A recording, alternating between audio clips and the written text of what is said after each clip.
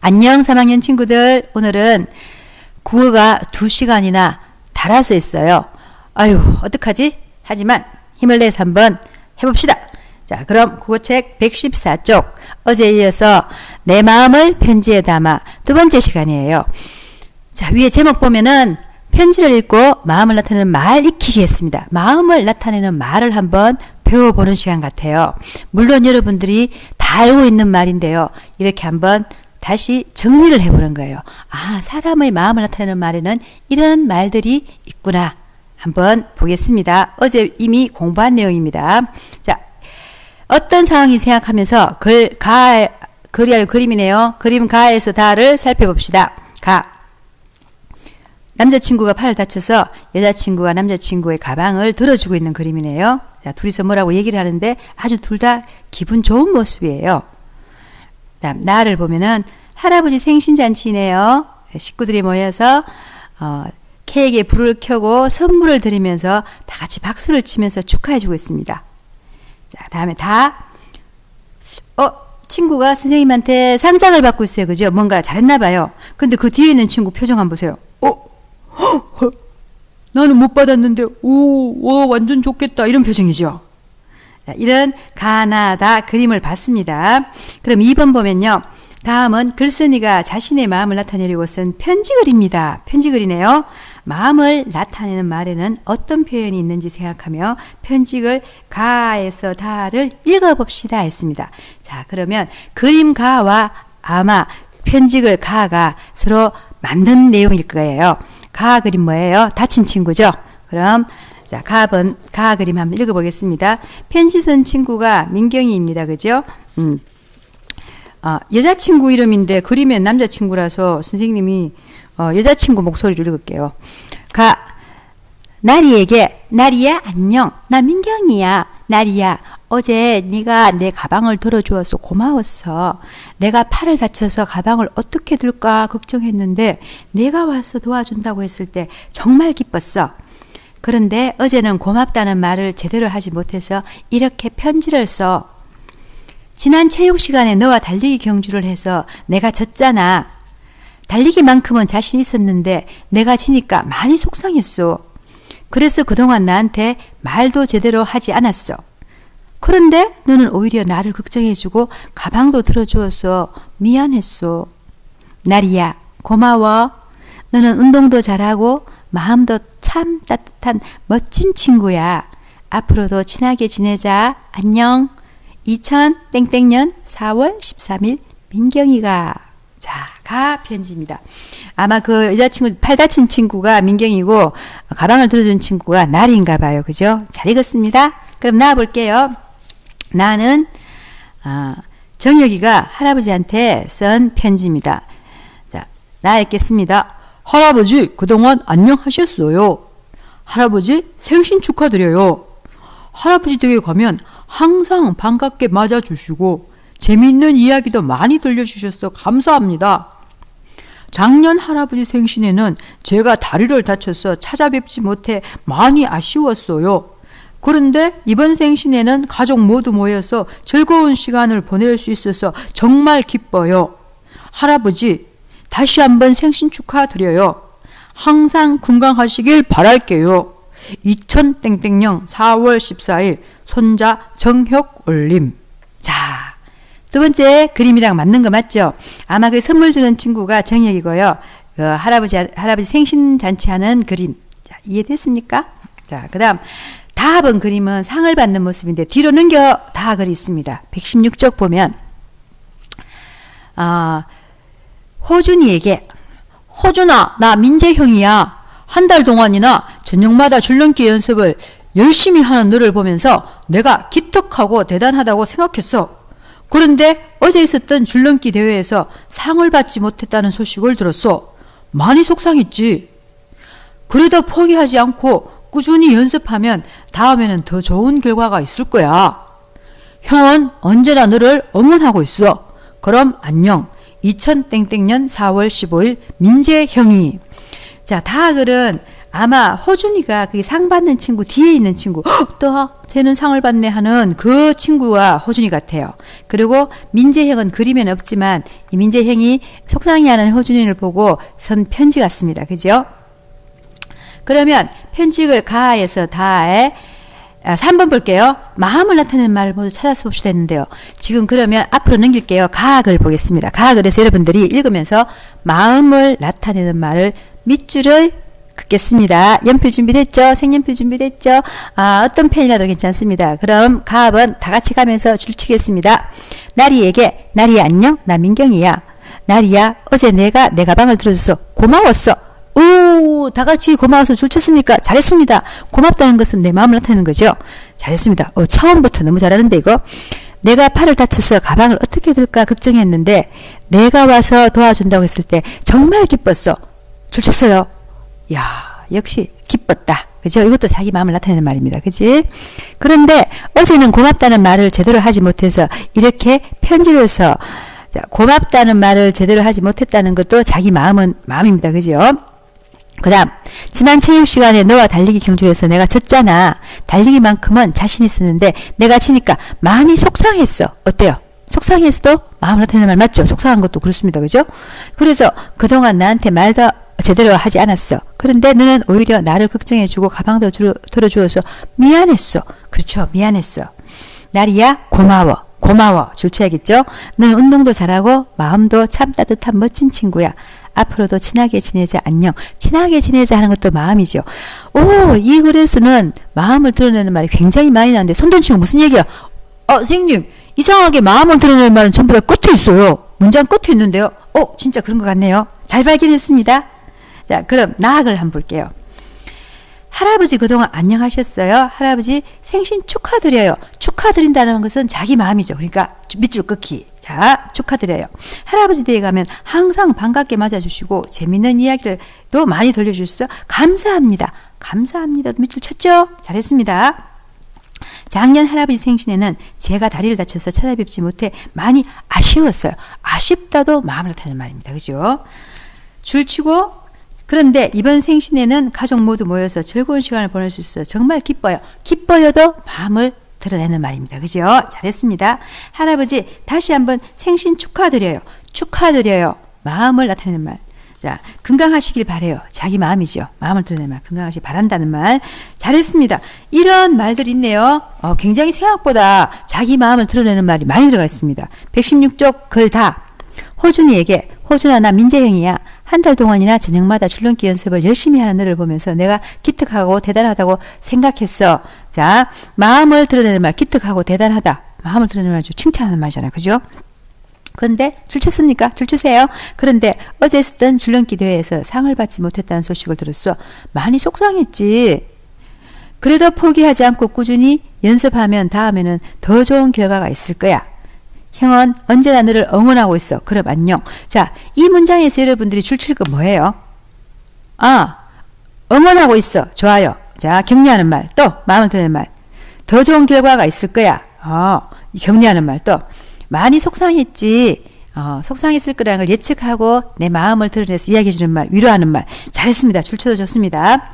그러면 3번에 글가에서 다에서 마음을 나타내는 말을 찾아 모두 써봅시다 했습니다. 그죠? 고마웠어. 줄친 걸 여러분들이 적으면 돼요. 중복되는 말은 쓰지 않아도 괜찮습니다. 그렇게 쓰면은, 자, 가에서는 고마웠어. 그 다음에 뭐 있습니까? 속상했어. 그 다음에 미안했어. 그지? 친하게 지내자. 이런 말 있겠고요. 나에서는 축하드려요. 감사합니다.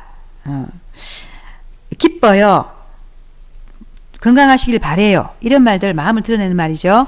그 다음 다에서는 기특하고 대단하다고 생각했어. 이거 칭찬하는 말이죠. 그리고 또 뭐 있습니까? 좋은 결과가 있을 거야. 위로하는 말. 응원하고 있어. 위로하는 말. 뭐 속상했지? 자, 마음을 알아주는 말. 잘했습니다. 여러분들이 쓰면 되겠습니다. 멈추고 써도 괜찮고요. 나중에 써도 괜찮습니다. 그러면 117쪽 4번 보면요. 글다에서 파란색으로 쓰인 부분을 자신이 경험한 일을 바탕으로 바꾸어 써봅시다 했습니다. 파란색 부분 한번 볼게요. 그래도 포기하지 않고 꾸준히 연습을 하면 다음에는 더 좋은 결과가 있을 거야 하는 말이에요. 어떤 말입니까? 친구가 실망했을 때 친구를 위로하고 격려해주는 마음을 나타내는 말이에요. 그래도 포기하지 않고 꾸준히 하면 다음에 너도 상 받을 수 있을 거야. 걱정하지 마. 자, 여러분들이 한 경험을 바탕으로 바꾸어서 봅시다 했습니다. 자, 손난 친구 어떻게 바꾸고 싶은데요? 야, 포기하지 마. 나도 지난번에 했을 때 상 못 받았거든. 그런데 계속 했더니 이번에는 상을 받았어. 그러니까 너도 하면 할 수 있을 거야. 걱정하지 마. 화이팅!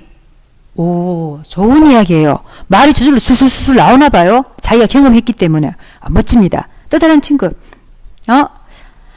허준아, 나는 정말 줄넘기를 못했어. 근데 진짜 매일매일 연습하니까 조금은 할 수 있었어. 나도 상을 못 받았거든. 그러니까 우리 둘이 같이 열심히 하자. 그래서 우리 다음에는 꼭 상 받자. 허준아, 우리 같이 해. 오, 여자친구네 같이 하자고 했을 때 이렇게 쓸 수도 있겠죠. 자기 경험을 바탕으로 해서 이 부분을 여러분들이 117쪽 4번에 적어보기 바랍니다. 선생님이 예를 2가지 들어줬는데요. 한 가지 더 들어달라고요. 아, 선생님 예 잘 없는데 큰일 났네. 자, 허준아, 괜찮아. 이번에 못 받으면 다음에 받으면 되지. 아니면은 다음에 못 받으면 그 다음에도 있어. 뭐 빨리 받는다고 무조건 좋은 건 아니야. 자, 우리 다 같이 천천히 가도 괜찮으니까 끝까지 한번 도전해보자. 허준아, 힘내자. 이런 말 할 수 있어요. 선생님 잘했지? 선생님이 여러분이 시키면 시키대로 다 하잖아. 지금 해달라면 다 해주고 있잖아요. 그죠? 자, 4번 한번 자기 경험을 바탕으로 한번 적어봅니다. 자, 그 다음 5번 있습니다. 직접 듣거나 편지, 쪽지, 전자우편으로 마음을 전하는 말을 받은 경험을 떠올려보고 누가 어떤 말로 마음을 나타냈는지 친구들과 이야기해 봅시다 했는데요. 요즘은 사실은 쪽지, 문자를 보내거나 카톡 이런 걸로 훨씬 더 마음을 많이 드러내요. 직접 손편지를 쓰지는 않습니다. 잘 쓰지 않죠. 여러분들이 어버이날이나 카드 쓸 때 아니면 친구한테 쪽지를 줄 때 쓰지 손편지를 써서 우체국 가서 우표를 붙이고 보내고 하는 일은 잘 하지 않습니다. 요즘에는. 그만큼 통신이 발달했기 때문이에요. 하지만 카톡으로나 아니면은 문자로라도 이런 마음을 전하는 말을 받았던 경험이 있을 거예요. 엄마가 문자를 보냈어요. 집에 있는데. 누구야? 혼자 있으니까 심심하지? 엄마 얼른 일 마치고 집에 갈게. 그동안 숙제해놓고 동생이랑 잘 지내고 있어. 우리 누구는 정말 사랑스러운 엄마 아들이야. 고마워. 엄마 이런 문자 받은 적 있을 거예요. 너무 기분 좋죠. 엄마가 올 때까지 내가 더 열심히 해놔야지. 동생이랑 더 깔끔하게 청소도 해놓고 기다려야지. 내 할 일 다 해야지. 이런 마음이 저절로 들잖아. 그죠? 또 어떤 경험? 선생님 같은 경우에는 선생님이 아픈 적이 있었어요. 그때 문자가 왔어요. 얼른 나와서 빨리 학교 나와서 선생님 같이 지내요 하고 친구 선생님들로부터 문자가 왔었어요. 기분이 좋았어요. 빨리 낫고 싶었어요. 여러분들도 이런 경험 있을 거예요. 이야기를 나눠야 되는데 교실에서라면 서로 저는 이런 문자 받았어요. 저는 이렇게 보낸 적도 있어요. 저는 이런 편지도 받은 적 있어요. 난리일 거야, 그지? 근데 지금은 선생님 혼자서, 사실 선생님은 편지를 굉장히 많이 받았어요. 여러분들의 마음을 나타내는 선생님께 보내는 편지도 많이 받았고, 또, 옛날에는 편지를 주고받았기 때문에 선생님 남편과 결혼하기 전에는 편지를 써서 서로의 생각을, 마음을 주고받았어요. 뭐라고 썼냐고? 야, 웃기지 마. 사랑해, 이런 말 안 썼어. 보고 싶다는 말은 쓴 적 있어. 자, 그럼 다음 넘어갈게요. 빨리빨리 넘어가야 되겠어. 안 되겠어. 또 뭐 물을 것 같아. 어땠나요? 이런 거 물으면 안 돼. 자, 국어활동 40쪽. 오늘은 국어활동도 같이 공부한다고 했죠. 국어활동 40쪽 펴면 4. 편지를 읽고 마음을 나타내는 말을 익혔는지 확인해 봅시다. 우리가 방금 배운 것을 한번 확인하는 거예요. 거기 보면 마음을 나타내는 글을 쓸 때는 고맙습니다. 속상하지 않았으면 좋겠어요 같은 말을 쓸 수 있습니다라는 게 알아두기가 있고요. 우리 국어책에도 사실 보면은 마음을 나타낼 때는 괜찮아, 잘했어, 고마워, 그때 그렇게 하지 말았어야 했는데 너는 정말 열심히 해서 같은 말을 쓸 수 있어요 라고 지우개 박사님이 말하고 있죠. 어떤 말이든 자기 마음을 표현하는 말을 다 쓸 수 있는 거죠. 그럼 리디아의 정원에 나오는 리디아의 편지를 읽고 마음을 나타내는 말을 잘하는지 한번 살펴보겠습니다. 다 같이 리디아의 정원 읽을게요. 글 세라 스튜어트 옮김 이복희 그림 데이비드 스몰. 여기는 옮김이라는 게 있죠. 왜냐하면 이 글을 쓴 사람은 원래 우리나라 사람이 아니고 외국인이기 때문에 우리나라 말로 번역한 사람을 옮김이라고 해요. 옮긴 사람입니다. 그래서 영어를 우리말로 번역한 사람, 우리 걸로 이복희 씨입니다. 그지? 자, 그러면 선생님이 지금 리디아가 돼서 이걸 읽어야 되는데요. 리디아는 외국인이니까 한국말 잘 못하겠죠. 그래서 한번 그렇게 하면 이거 웃기면 사실 이거 내용이 굉장히 진지한 내용인데 웃기면 안 되는데 잠깐만 해볼게. 엄마가 입던 옷으로 이렇게 예쁜 옷을 만들어 주셔서 고맙습니다. 이 옷을 입고 있었어인지 제가 무척이나 예쁘게 보입니다. 엄마가 이 옷 때문에 속상하지 않았으면 좋겠어요. 좀 어려운데 사실 리디아는 이 편지를 쓴 리디아는 굉장히 어려운 시기에 엄마 아빠를 떠나서 다른 곳을 일하러 가게 돼요. 거기에서 부모님한테 가족들에게 쓴 편지 내용입니다. 그 다음 아빠에게도 썼네요. 외국인처럼 읽으려니까 좀 힘드니까 그냥 읽을게요. 용서해줘. 아빠가 외삼촌에 대해서 하신 말씀 잊지 않았어요. 엄마 얼굴에다 크다란 코와 콧수염 있는 사람이 내 외삼촌이야. 그 사람만 찾으면 돼.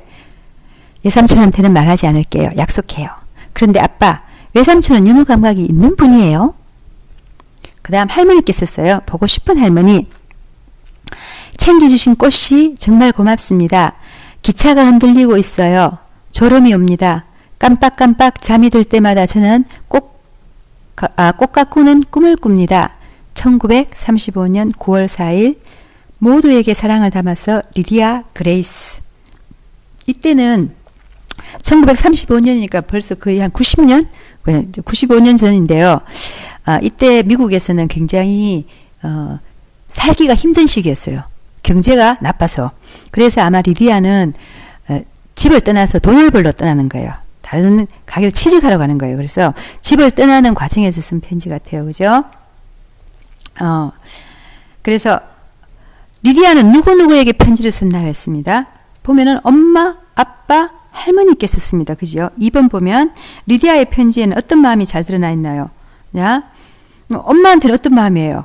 고맙습니다 하는 마음이 있죠. 만들어줘서 고맙습니다. 그 다음 아빠한테는 별 마음이 없어요.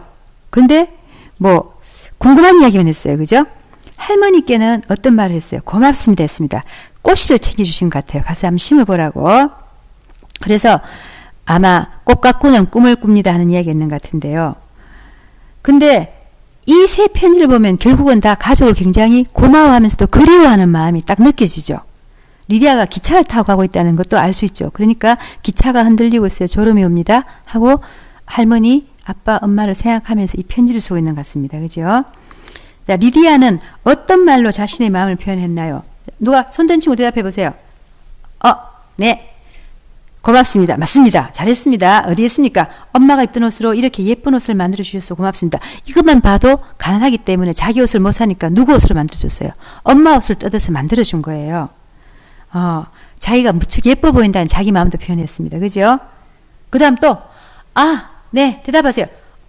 엄마가 속상하지 않았으면 좋겠다는 그 말도 있어요. 그렇죠. 엄마가 속상하지 않았으면 좋겠어요. 왜냐하면은 엄마가 입던 옷을 뜯어서 딸을 옷을 만들어줘 버렸기 때문에 자기 옷이 없어졌으니까 속상하실 수도 있겠다는 생각을 한 거죠. 그죠?